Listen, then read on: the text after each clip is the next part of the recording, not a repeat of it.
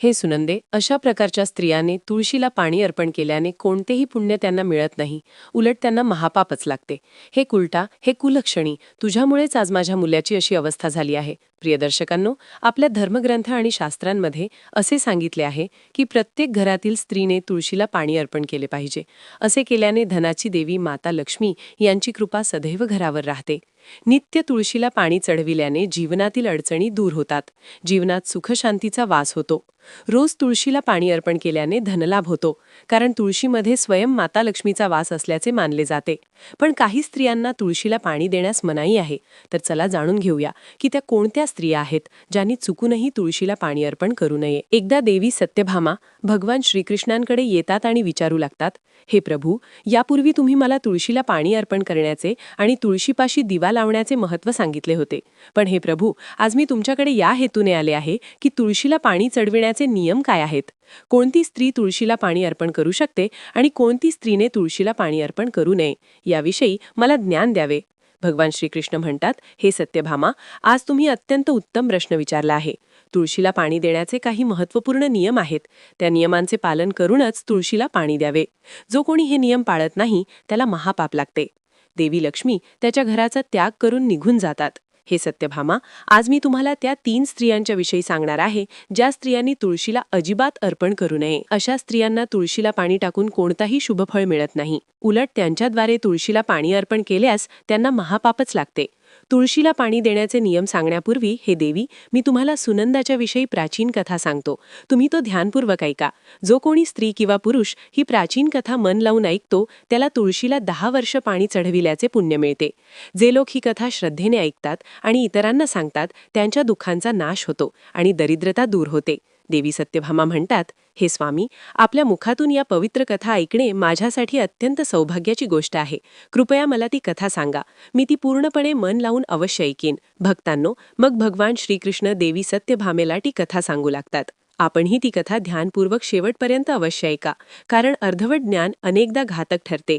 भगवान श्रीकृष्ण म्हणतात, हे देवी सत्यभामा, पूर्वकाळची गोष्ट आहे. दक्षिण देशात एक अत्यंत शोभिवंत नगरी होती. त्या नगरीत सुदेव नावाचा एक ब्राह्मण राहत होता. सुदेव अत्यंत बुद्धिमान आणि शास्त्रांमध्ये पारंगत. त्याने वेदांचाही अभ्यास केला होता. त्यांच्या नगराजवळच दुसरे एक नगर होते. त्या नगरात ध्यान शर्मा नावाचा विद्वान ब्राह्मण राहत होता. त्याला एक कन्या होती. तिचे नाव होते सुनंदा. ध्यान शर्माने आपल्या मुलीचे लालनपालन मोठ्या प्रेमाने जपून केले होते. सुनंदा अत्यंत सुंदर, गुणवान आणि संस्कृत होती. जेव्हा सुनंदा विवाहयोग्य झाली तेव्हा ध्यान शर्माला तिच्या विवाहाची चिंता वाटू लागली. एके दिवशी तो आपल्या पत्नीला म्हणाला, हे प्रिये, आपली कन्या आता तरुण झाली आहे, त्यामुळे तिचे लग्न आपण करणे आवश्यक आहे. त्यावर त्याची पत्नी म्हणाली, हे स्वामी, माझ्या मते एक विद्वान ब्राह्मण आहेत, त्यांचे नाव आहे सुदेव. आपल्या मुलीचे लग्न त्या श्रेष्ठ ब्राह्मणासोबत केल्यास आपली मुलगी अत्यंत सुखी राहील. ध्यान शर्मा म्हणाला, हे प्रिये, तू अगदी बरोबर बोललीस. मी सुद्धा सुदेवजीबद्दल खूप ऐकले आहे.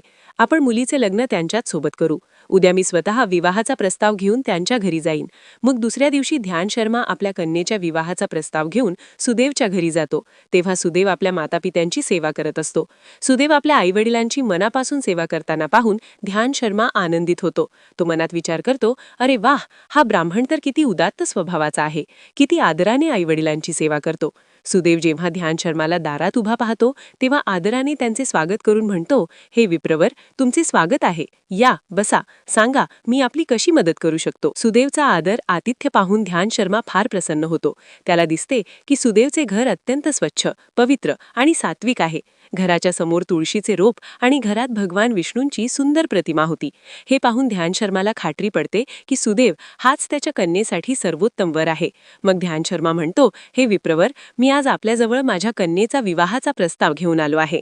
माझ्या मुलीसाठी आपल्या समान उत्तम वर दुसरा कोणी नाही. हे ऐकून सुदेवचे मातापिता आनंदित होतात आणि सुदेवला विवाहास मान्यता देतात. सुदेवही विवाहास तयार होतो. शुभ मुहूर्त ठरवला जातो आणि पवित्र विधीनुसार सुदेव आणि सुनंदा यांचे विवाह मंगलपूर्वक संपन्नता होते. सुनंदेच्या सौंदर्याने आणि मनमोहक रूपाने सुदेव अत्यंत प्रसन्न होतो. सुनंदा अत्यंत गुणवान आणि चरित्रवान स्त्री होती. विवाहानंतर जेव्हा सुनंदा सुदेवच्या घरी गेली तेव्हा ती आपल्या पतीची आणि सासू सासऱ्यांची मनापासून सेवा करू लागली. मधुरवाणी आणि सेवाभावी स्वभावामुळे तिने सर्वांच्या मनावर राज्य केले. तिचे सासरचे लोक तिच्या प्रत्येक कार्याने अत्यंत संतुष्ट होते. सुनंदा दररोज आपल्या पतीपेक्षा आधी उठून घराचे अंगण झाडून स्वच्छ करीत. त्यानंतर घरातील साफसफाई करून ती स्नान करीत. स्नान करून मग ती नित्य तुळशीला पाणी अर्पण करीत आणि मग पूजाघरात जाऊन भगवान विष्णू आणि माता लक्ष्मीची पूजा करीत असे. त्यानंतर ती आधी आपल्या पतीला भोजन देईत आणि मग त्यानंतर स्वतः भोजन घेत. रात्री ती पतीचे चरण दाबून त्यांना झोपविल्यावरच स्वतः झोपी जाईत. सुनंदेमध्ये एका पतिव्रता नारीचे सर्वच लक्षण होते आणि ती आपल्या पतीलाच परमेश्वर मानून त्यांची सेवा करीत असे. सुनंदेने कधीही आपल्या पतीव्यतिरिक्त इतर कोणत्याही पुरुषाचा विचारही केला नव्हता. ती सत्यधर्माचे पालन करणारी आणि धर्मकार्यात तत्पर राहणारी पवित्र स्त्री होती. तिने कधीही कोणतेही अशुभ कार्य केले नव्हते. सुनंदेचा असा सात्विक आणि सरळ स्वभाव पाहून माता लक्ष्मीही तिच्यावर प्रसन्न झाल्या. माता लक्ष्मी स्वतः तिच्या घरी येऊन निवास करू लागल्या. त्यामुळे सुनंदेच्या जीवनात सुखसमृद्धी आणखी वाढली. भगवान श्रीकृष्ण म्हणतात, हे देवी सत्यभामा, देवी लक्ष्मी त्याच स्त्रियांवर कृपा करतात ज्या पतिव्रता असतात आणि सत्यधर्माचे पालन करतात.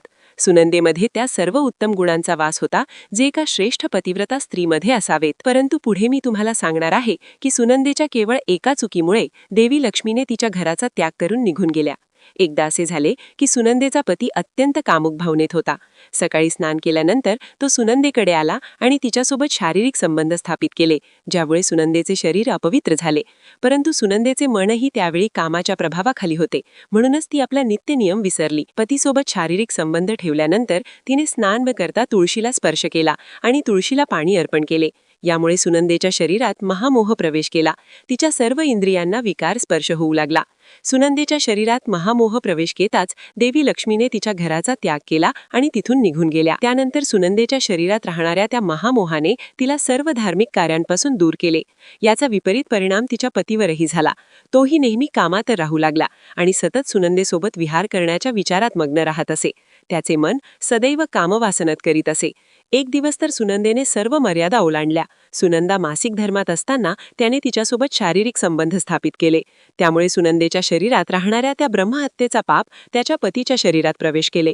हे देवी सत्यभामा, जेव्हा स्त्री मासिक धर्मात असते तेव्हा 3 दिवस तिच्या शरीरात ब्रह्महत्येचे पाप वास करते. कारण ब्रह्मदेवांनी इंद्राच्या शरीरातील ब्रह्महत्येचा पाप वृक्ष, जल, अग्नी आणि अप्सरांना धारण करण्यासाठी सांगितले होते.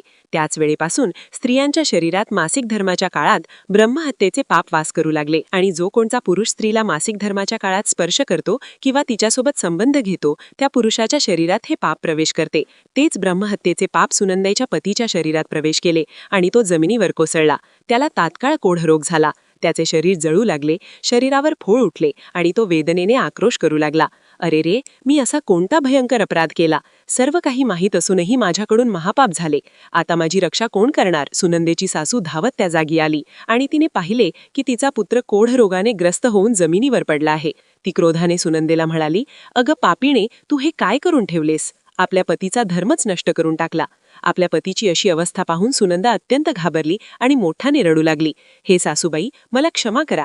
माझ्याकडून मोठा अपराध झाला. कामाच्या वश होऊन माझ्याकडून हे पाप घडले. ती म्हणाली, अगं पापिणी, लगेच या घरातून निघून जा. तुझ्यासारख्या पापिणी स्त्रीला या घरात राहण्याचा अधिकार नाही. तू आपल्या पतीचा जीवन नरकात ढकलले आहेस. सुनंदा विनवू लागली, हे सासूबाई, मी कुठे जाऊ? माझ्या पतीशिवाय माझे कोण नाही. मी त्यांना सोडून जगू शकत नाही. सासू ओरडली, कुठेही जा किंवा मरून जा, पण या घरात तू आता राहू शकत नाही.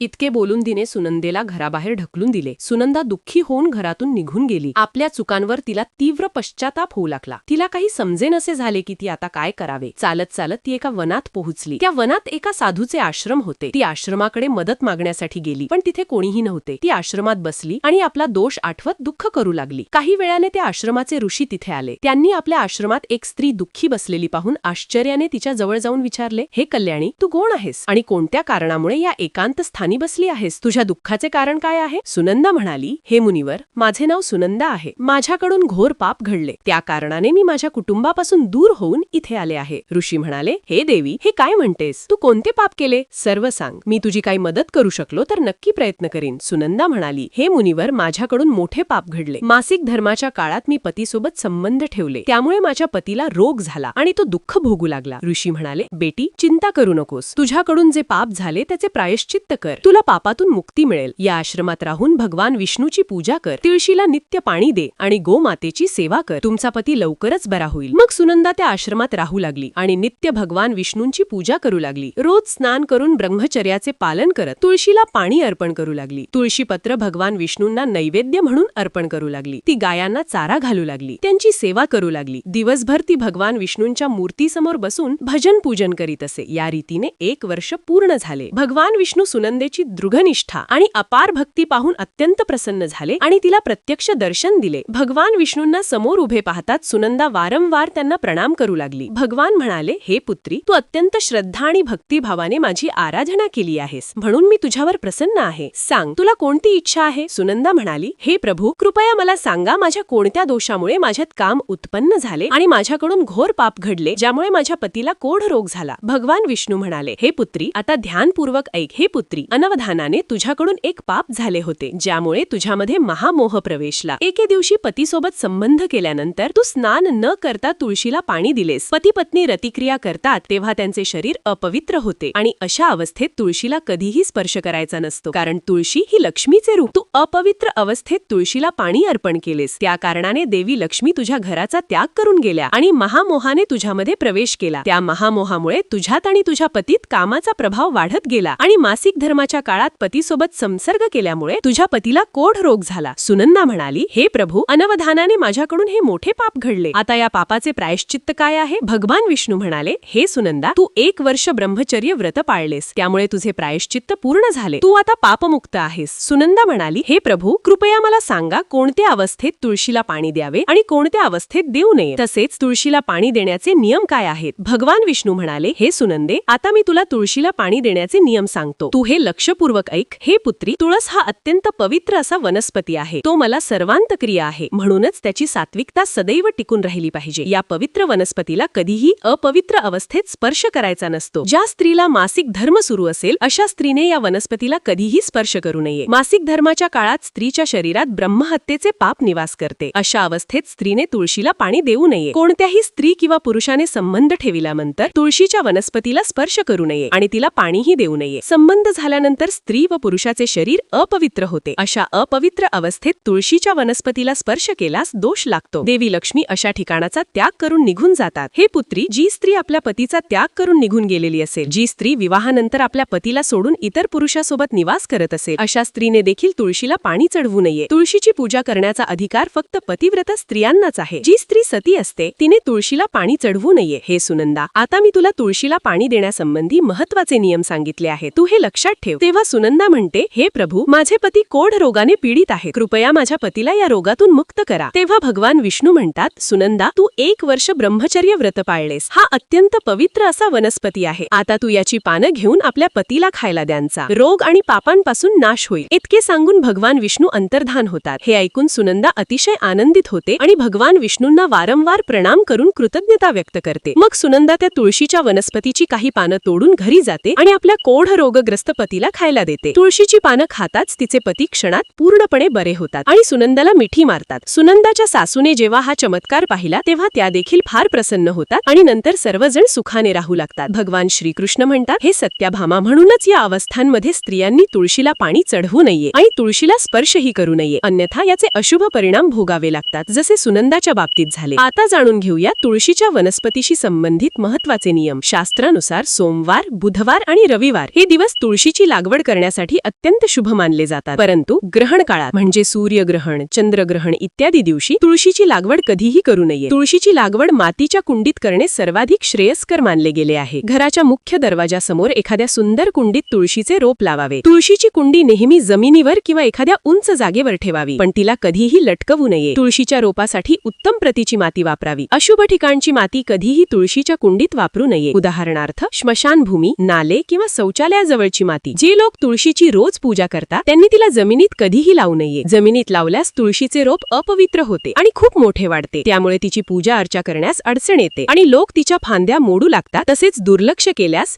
जनावरेही तिला नुकसान करू शकतात. तुळशीची लागवड करण्यासाठी ईशान्य, उत्तर पूर्व दिशा आणि पूर्व दिशा या दोन्ही सर्वश्रेष्ठ मानल्या गेल्या आहेत. त्यातही ईशान्य दिशा अत्यंत शुभ आहे. या दिशेत तुळशीचे रोप लावण्याने घरातील वातावरण सकारात्मक होते आणि शुभ फळ मिळते. अंगणात तुळशीचे रोप लावणे अत्यंत शुभ मानले मानले जाते. तुळशीचे रोप कधीही आग्नेय म्हणजे दक्षिण पूर्व दिशेत लावू नये. ही दिशा अग्नीची असल्याने या दिशेत तुळशीचे रोप लवकर कोमेजते. तुळशीच्या रोपाला कधीही अंधारात ठेवू नये. संध्याकाळी तिच्या जवळ दिवा प्रज्वलित करावा. तसेच तुळशीच्या रोपाला ओढणी म्हणजे चुनरी नक्की बांधावी. ओढणीशिवाय तुळशीचे रोप अपूर्ण मानले जाते. तुळशीच्या रोपाला हिरव्या रंगाची बांगडी किंवा लाल किंवा पांढरा पवित्र धागा नक्की बांधावा. पण तुळशीला कधीही उघडे किंवा निराधार अवस्थेत ठेवू नये. तुळशीची पाने तोडताना चाकू किंवा कोणतीही धारदार वस्तू वापरू नये. पानं नेहमी बोटांनीच तोडावी. तुळशीची फांदी कधीही तोडू नये. वेळ लागला तरी एक एक पान आदराने तोडावी आणि जितकी आवश्यक असतील तितकीच घ्यावी. पानं तोडताना नखांचा वापरही करू नये. असे केल्यास स्त्रीचे सौभाग्य कमी होते, दुर्दैवी घटना येतात असे मानले जाते. एकादशीच्या दिवशी तुळशीची पाने तोडू नये. एकादशीच्या आधीच्या दिवशीच पानं गोळा करावीत. सूर्यग्रहण चंद्रग्रहण काळात तुळशीला स्पर्श करणे निषिद्ध आहे. संध्याकाळी पाने तोडू नये, कारण त्यावेळी तुळशी निद्रावस्थेत असते. सुकलेली तुळशीची पानं कधीच फेकू नये. ती शुद्ध मातीत मिसळावीत. नालीत किंवा कचऱ्यात कधीच टाकू नये. रविवारी तुळशीला पाणी देऊ नये आणि त्या दिवशी पानही तोडू नये. तुळशीला पाणी देताना शुद्ध आणि स्वच्छ पाण्याचाच वापर करावा. तुळशीला कधीही घाणेरडे उष्टे पाणी अर्पण करू नये. तुळशीचे रोप घरातील अपवित्र जागी लावू नये. काही जणी नालीजवळ भांडी धुण्याच्या जागी तुळशी लावतात. ते चुकीचे आहे. अशा ठिकाणी लावल्यास तुळशीवर घाण पाणी पडून तुळशी अपवित्र होते आणि हे अत्यंत अशुभ मानले जाते. स्नान न करता तुळशीला पाणी देऊ नये. ज्येष्ठ स्त्रीने स्नान करून कपाळावर कुंकू लावूनच तुळशीला पाणी द्यावे. अविवाहित मुला किंवा विधवा स्त्रियांनी कुंकू लावण्याची आवश्यकता नाही. तुळशीचे रोप सुकणे हे मोठे अशुभ लक्षण समजले जाते. याचा अर्थ घरात नकारात्मक ऊर्जेचा वास असू शकतो. म्हणून त्वरित वास्तून उपाय करावे. गुरुवारी तुळशीच्या रोपाला कच्चे दूध अर्पण केल्यास माता लक्ष्मी प्रसन्न होते. घरातील दुःख, दारिद्र्य आणि कलह दूर होतो. गुरुवारी केळाच्या झाडासह तुळशीची पूजन करावे. असे केल्यास अखंड संपत्ती प्राप्त होते असे शास्त्र सांगते. केळात भगवान विष्णू आणि तुळशीत माता लक्ष्मीचा वास असतो. म्हणून गुरुवारी त्यांची पूजा करणे अत्यंत शुभ मानले जाते. या प्रकारे भगवान श्रीकृष्णाने देवी सत्यभामाला तुळशीला पाणी अर्पण करण्याचे महत्त्व समजावून सांगितले. मित्रांनो, वरील कथा आणि माहिती तुम्हाला कशी वाटली ते नक्की सांगा. तसेच कमेंटमध्ये जय श्रीकृष्ण, जय जय तुळसी माता लिहायला विसरू नका. तसेच चॅनलला सबस्क्राईब नक्की करा. धन्यवाद.